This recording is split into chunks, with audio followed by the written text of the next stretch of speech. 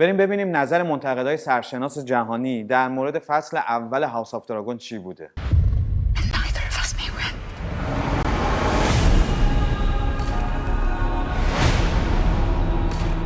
سلام، بعد کلی انتظار هفته دیگه فصل دوم سریال هاوس آف دراگون منتشر میشه. تو این ویدیو میخوام به نظر موافق و مخالف منتقدای سرشناس جهانی بپردازم. خیلی خلاصه نظر هر کدومش رو به شما بگم.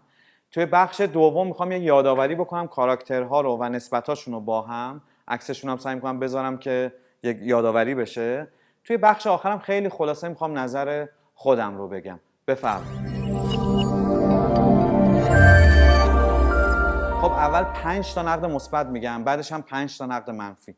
دنیل فینبرگ از هالیوود ریپورتر نسبت به سریال مثبت بوده و گفته یه پایه‌ریزی محکمی کرده برای داستان‌های آیندهش و تونسته شخصیت‌های جدید با این حجم زیادی که هستن رو به خوبی معرفی کنه. آلن اسپینوال از رولینگ استون سریال رو ستوده و گفته با کیفیت تولیدش و روایت جذابش تونسته همون ارزش‌های گیم آف ترونز رو داشته باشه و حتی تو یک جاهایی از اون بهتر هم باشه. برایان لوری از CNN سریال رو به خاطر استفاده هوشمندانش از داستان‌های پیشین ستوده و گفته خیلی خوب تونسته به جهان گیم آف ترونز برگرده و حتی اون رو توسعه هم بده.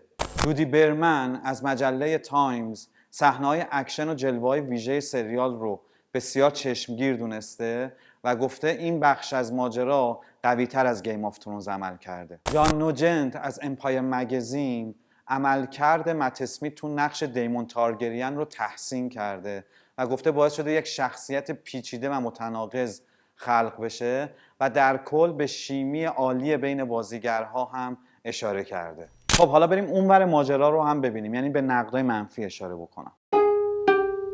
این کوکانگ از واشنگتن پست به ریتم سریال و انتقال بین قسمت‌ها ایراد گرفته. گفته از این قسمت تا قسمت بعد در برخی از موارد مشکلاتی هست.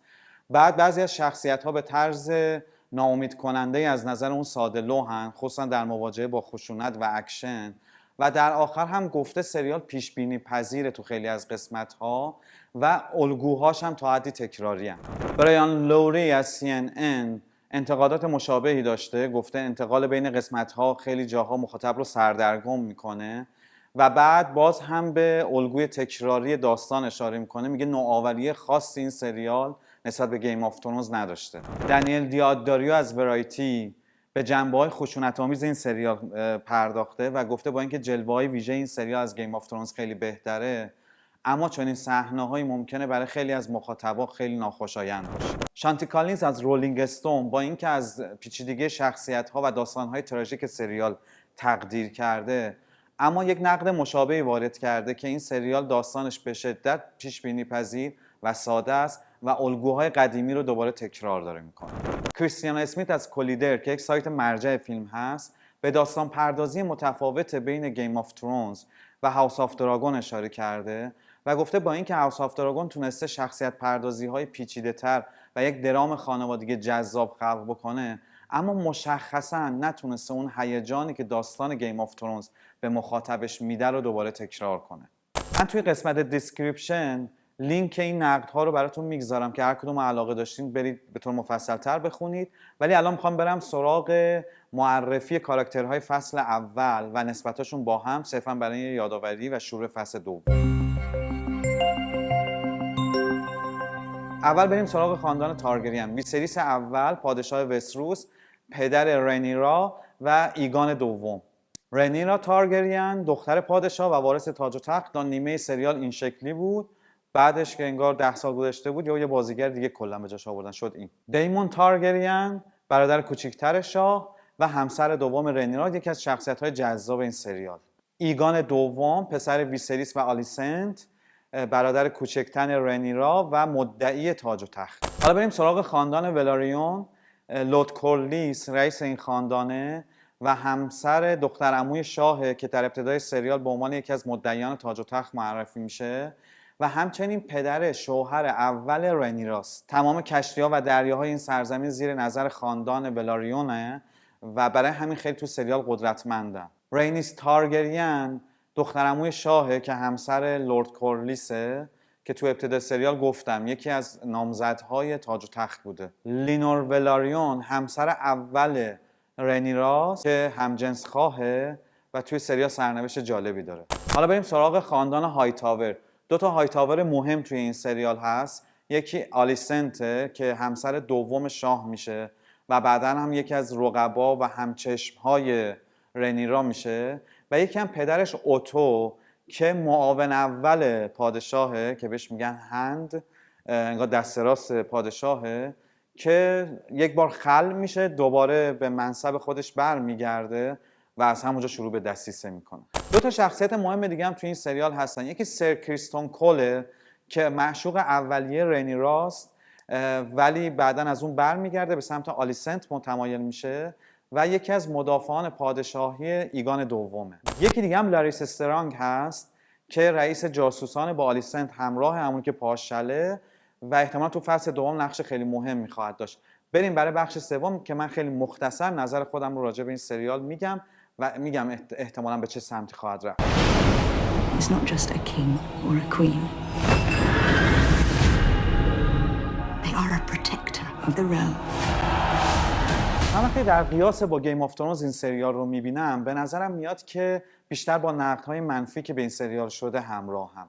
توی اون گیم آف ترونز ما جهان این امپراتوری رو انقدر خوب میشناسیم، تنوع خاندانهاش، مسائل مختلفی که یک شاه برای رتق و فتق امور بعد انجام بده که نه تنها اینو متوجه میشیم بلکه انگار داریم توی این فضا زندگی میکنیم. انقدر این پرداخت خوبه.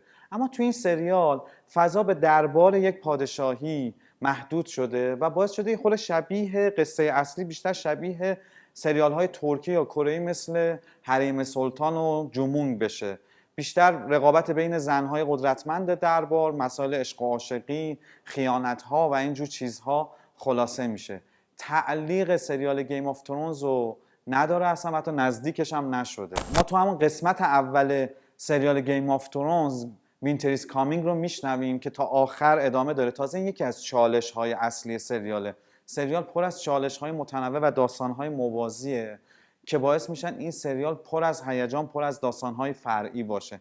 اما توی هاوس آف دراگون خیلی داستان‌ها ساده‌تر، فضا خلوت‌تر و برای همچین سریالی انگار داستان کم داره. اما یک نکته که در مورد این سریال وجود داره اینه که ما تا نیمه های فصل یا حتی تا قسمت 8 متوجه نمیشیم که باید با کدوم خاندان همراه بشیم، کدوم یکی آدم حسابیان، کدوم یکی میخوان جلو اینا رو بگیرن. این به خاطر اینه که خیلی روی این تفاوت‌ها تمرکز نمیکنه. داستان یک امپراتوریه که سعی میکنه قدرت‌ها رو متوازن نگه داره. اما از قسمت 8 شکاف‌ها عمیق‌تر میشن و مسائل به خاطر امر سیاست پیچیده میشه. اصلا کلا فصل اول هاوس آف دراگون به نظر من در مورد همین امر سیاسیه. اینکه چطور سیاست باعث میشه چیزها پیچیده تر و زشت تر بشن. مثل همین رابطه بین شاه و آلیسنت. شاه مجبوره به خاطر امر سیاسی با یک دختر 8 ساله ازدواج بکنه، اما از این سر باز میزنه و میره با آلیسنت که بهش علاقه پیدا کرده ازدواج میکنه. این به لحاظ سیاسی هم اشتباهه ها، ولی ترجیح میده علاقه خودش رو انتخاب بکنه و در نهایت خب این منجر میشه به یک امر تراژیک. اما سوال اصلی همچنان پابرجاست که مخاطب باید با کدوم کاراکتر، با کدوم خاندان همراه بشه. از قسمت 8 آلیسنت شروع به تغییر میکنه و کم کم دستاش داره آلوده به امر سیاسی میشه. پدرش یک مرد سیاست به تمام معناست که مثل همه سیاسیون اعتقاد داره که هدف وسیله رو توجیه میکنه. شاید یک دلیلی که باعث میشه مخاطب از آلیسنت و پدرش بعدشون بیاد همینه. بعد از قسمت 8 ما کم کم به خاطر اینکه هممون از سیاست به همین دلیل متنفریم که مصلحت اندیشی میکنه و برای این کار از هیچ وسیله‌ای فروگذار نمیکنه، کم کم به سمت رنیرا و همسرش دیمون تارگریان که یکی از شخصیت‌های جذاب این سریاله که ابتدا یاغیه بعد کم کم تبدیل سایدش رو عوض میکنه، تبدیل به آدم خوب میشه، ما بیشتر با اینا همراه میشیم. دقیقاً به خاطر اینکه ما از سیاست متنفریم. باید منتظر فصل 2 تا ببینیم ایرادات فصل 1 رو برطرف میکنه یا نه، میتونه به پای اون داستان پردازی که گیم آف ترونز داشت برسه. من سعی میکنم از این هفته برای هر قسمت یک ویدیو مشابه بسازم، نظر منتقدین سرشناس جهان رو با شما در میون بگذارم. این صفحه رو از دست ندید. تابستون گرمی در راهه، هم سریال های ایرانی و هم سریال های خارجی، پس تعلل نکنین. Summer is coming.